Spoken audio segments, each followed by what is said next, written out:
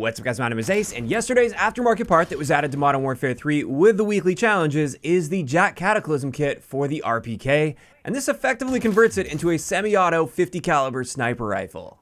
And in today's video, we're going to be breaking this down in great detail to show you guys exactly how this works, and then toward the end, I'll share a couple excellent attachment combinations for you guys. And without further ado, let's dive right into this with our one-shot kill zones and ranges, which are very impressive and forgiving with this gun. As we can see here, in the first two damage ranges, so out to about 51 meters, this is going to be a one-shot kill anywhere in the torso or arms, all the way down to the hand as well. So basically anywhere but the legs will be a one-shot kill. And then beyond that 51 meters, this is where you lose the lower torso and lower arm one-shot kill zone, but you'll still get a one-shot kill to the upper torso and upper arms, as well as of course the neck and the head. So this is quite a forgiving sniper rifle. As long as you're not aiming toward the legs, you shouldn't be seeing hit markers all that often. However, one key downside here compared to most of the sniper rifles in the game is our bullet velocity. This is not amazing for a sniper, at least at 660 meters per second. It is actually on par with the Cat AMR, so it's not like it's way below any of the other sniper rifles. It's just not great in this area, and that could hold you back at longer ranges. It is also worth noting our barrel attachments are blocked off with this kit,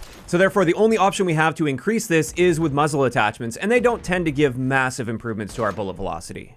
After that though, let's have a look at our rate of fire, which is 133 rounds per minute, and that's very solid. It's actually very slightly faster than the KV Inhibitor, which is the fastest firing sniper rifle in the game, and yet with this kit, we get significantly better one-shot kill zones compared to the KV Inhibitor, so that makes this way better than most of the sniper rifles when it comes to the combination of rate of fire and damage multipliers.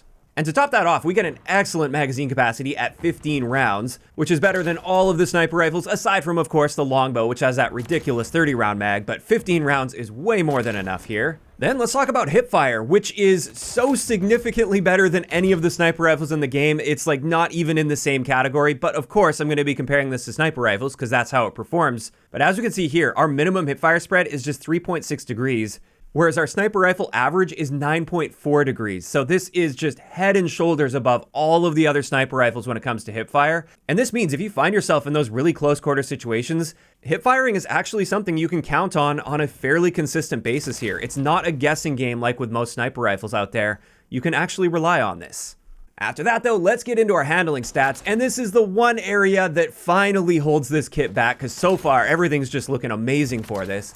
Our aim down sight time is 593 milliseconds, which is technically a little bit better than average for sniper rifles in this game, but it's at least one area that holds this gun back from being by far the best gun in the entire game that completely invalidates every other gun that exists. It's not going to be like the Kar 98 situation where you could have a really fast aim down sight time with a one-shot kill potential. Even when you stack attachments, you're always going to be a little on the slower side when it comes to aim down sights. And I would say that's the biggest area that keeps this gun at least somewhat in check, although it is still insanely powerful. As for our sprint out time, this is actually quite slow, even for a sniper rifle, at 325 milliseconds, and that's nice to see as well because the hipfire is so good on this. It would be quite problematic if you had a really fast sprint out time, because then you could just run around and treat this like a shotgun, which you kind of already can to a small degree, but this ensures it's not too powerful in that area. And then finally, when it comes to our reload add time, this is 3.32 seconds, which is fairly slow, but again, we do have a really solid magazine capacity at 15 rounds, so you generally have plenty of time to plan out your reloads accordingly. Now, let's move on to our mobility stats, and this is another area where this gun doesn't really excel compared to the other sniper rifles. Like, our base movement speed is right around average for a sniper in this game. Our sprint speed is noticeably slower than average at just 5.2 meters per second, so you're not going to be able to sprint around the map like a madman with this. And our aim walking speed is also very slow, even for a sniper rifle, which all the sniper rifles are already slow. This is 1.5 meters per second. So while it's generally below average in that area, let's move on to the next area where, once again, this is just head and shoulders above every sniper in the game, and this is Flinch Resistance. With the JAK Cataclysm Kit, we get regular gun flinch resistance at 0.17 newtons, which is basically nothing compared to all of the sniper rifles and one-shot kill marksman rifles in this game. And this is yet another big area that separates this from the sniper rifles in the game. There is almost no punishment to being shot when in the process of getting aim down sight, or if you're already aimed down sight on somebody and they get shots on you first. That's going to have very little impact on you with this gun, and more often than not, you'll still be able to stay on target and hit your shots. And honestly, this is one of the biggest areas that makes this gun too powerful, in my opinion. I can understand and accept the fact that it's really powerful in a lot of areas, but this one is just taking it too far in my opinion, because this eliminates a huge part of the typical counterplay that you would have against a sniper rifle, which is get your shots on target first, and you have a decent chance of flinching them off target. That doesn't apply to this gun. But then finally, for the stats of the JAK Cataclysm Kit, I'm sure a lot of you guys have this big question: what about aim assist? Did they actually give it sniper rifle level aim assist? Or did they go the route that they went with the Kar 98, where they launched it with non-sniper aim assist, and then they had to patch that out? It turns out this time they didn't overlook this. We do have sniper rifle level aim assist when using this kit, which means 0 aim assist in Hipfire, whether that's rotational or slowdown aim assist. It just doesn't exist if you're not aiming down sights. And then when you are aiming down sights, it has much weaker aim assist overall compared to the regular non-sniper rifle guns in this game. So props to Sledgehammer this time around for recognizing that that would be a major problem, because it has been a major problem several times in the past, like with the longbow as well. That was also a big problem. So at least they have aim assist under control, and this is where I wanted to share my thoughts on this kit before we get into my favorite class setups. And I've got to say, overall, I think this kit is definitely too powerful. There are far too many upsides without any really serious downsides to compensate for that. And I would argue this is by far the best sniper rifle in the entire game, unless you're going for the extremes like quickscoping or extremely long-range sniping like on ground war, for instance, outside of the 6v6 experience.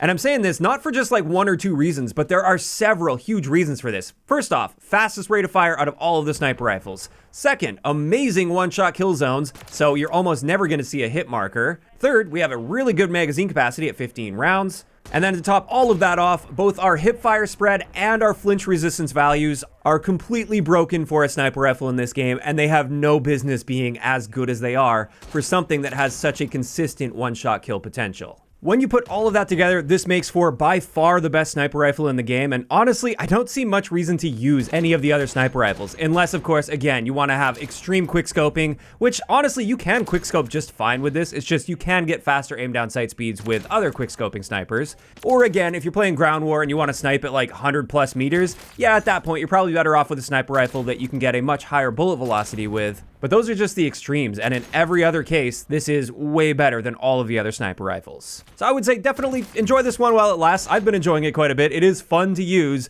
but I also acknowledge it is totally broken in its current state, and it will absolutely be seeing some nerfs at some point in hopefully the not too distant future. But with that out of the way, let's share a couple excellent attachment combinations I've got for you guys. And really, I've got one main one. This is my preferred attachment combination right here. This is the one that I'm going to be using 9 times out of 10 if I'm using this gun. This is what I just call my balance build. So with this one, we're using the Corio LAZ44 V3 laser, which is visible when aiming down sight, but not in hipfire. For an optic, I've got the Corio Eagle's Eye 2.5x optic, which improves our aim down sight speed nicely. Technically, you could get a faster aim down sight speed with a different optic, but I just find this is a nice balance because it gives us a bit of zoom, so I can still snipe people at longer ranges more effectively than I can with a red dot, for instance. For our stock, we've got the broadside FCT, and then finally for our rear grip, we have the True Tac. And with all this combined, we get a very solid ADS speed at 458 milliseconds.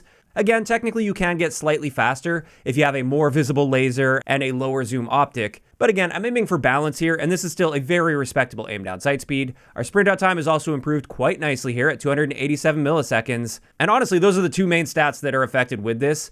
And this, in my opinion, makes for the best sniper build in 6v6 multiplayer at the moment.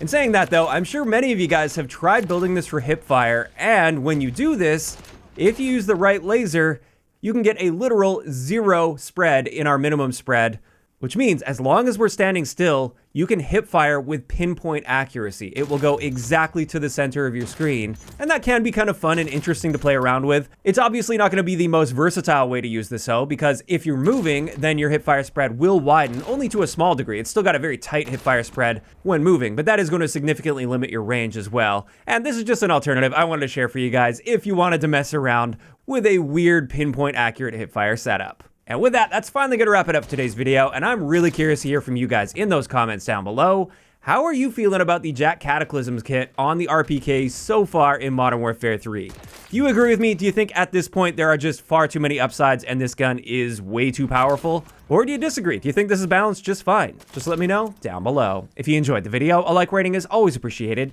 and don't forget to subscribe for more if you haven't already. I'll talk to you guys next time.